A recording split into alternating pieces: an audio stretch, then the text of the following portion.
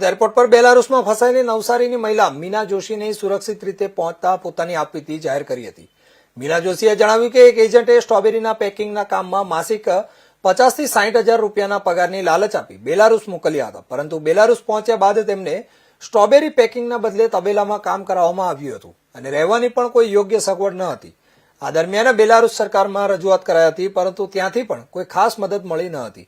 સરકારે માત્ર એટલું કહ્યું કે એજન્ટે ખોટું કર્યું છે. મીના જોશીએ જણાવ્યું કે પરિવારને મદદ કરવા માટે તેમણે 5 લાખ રૂપિયાનો ખર્ચ કરીને બેલારુસ નોકરી કરવા જવાનું પસંદ કર્યું હતું, પરંતુ ભારત પરત ફરીને તેમને ખૂબ જ રાહત અને ખુશી અનુભવી છે. અંતમાં તેમણે લોકોને અપીલ કરી કે એજન્ટોની લાલચમાં આવીને કોઈ પણ વિદેશ ન જાય અને એજન્ટ જે કહે તેની સંપૂર્ણ ચકાસણી કર્યા બાદ જ કોઈ પણ નિર્ણય લે.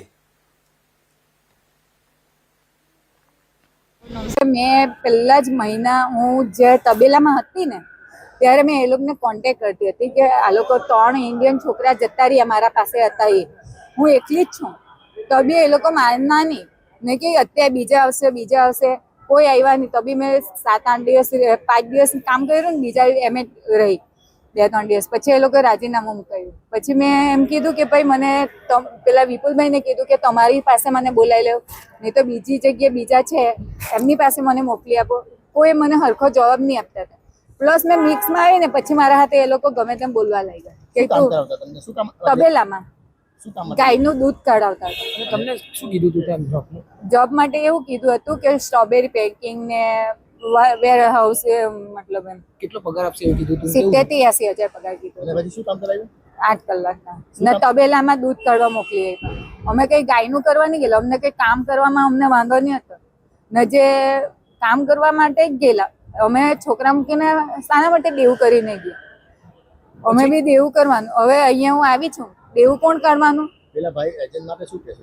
હું એજન્ટ માટે એમ જ કહું કે મને મારા પૈસા મને પૂરા જોઈએ, પ્લસ કે આવી રીતે કોઈને ફસાવતા નહીં ને કોઈની લાઈફ ખરાબ નહીં કરતા. કેટલા રૂપિયા આવ્યા? મેં 5.5 લાખ કેસ આપેલા એજન્ટ.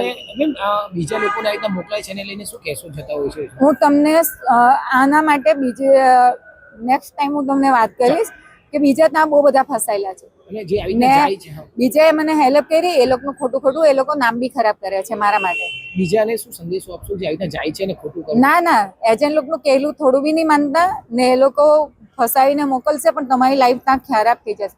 આજે જ મને પ્લેનમાં પંજાબના ને રાજસ્થાનના ને છોકરા લોકો સ્ટુડન્ટમાં ગયેલા ને એ પોતે કહેતા હતા કે ત્યાંના વ્યક્તિમાં 40,000 ને 50,000 પગાર નથી, તો આપણો તો હું અહીં આટલો બધો. એવી રીતે મને ગુડ કરીને લોકો મને આજે એ કરતા હતા. ત્યાંની સરકાર બી મને એમ કીધું કે તું સરસ છે છોકરી, તું આટલું ટસર કરીને રહી છે અને અહીંયાના મને ટોર્ચર કરતા છે. અહીંયાના જે એજન્ટ ને વિપુલભાઈ ને એ લોકો મને ખોટું ખરાબ બોલતા છે એમ કે તારી છોકરી તું તારી સમાજમાં શું પણ નામશે, આમ છે તેમ છે, એવું બધું મને આજે ફોન પર બી કહેતા હતા. એટલે આજે ખુશી કેટલી આવી ગઈ? હા, ખુશી તો આવે ને. હું ઇન્ડિયા આવી છું તો મારા છોકરાને મળીશ, મારી ફેમિલીને મળીશ તો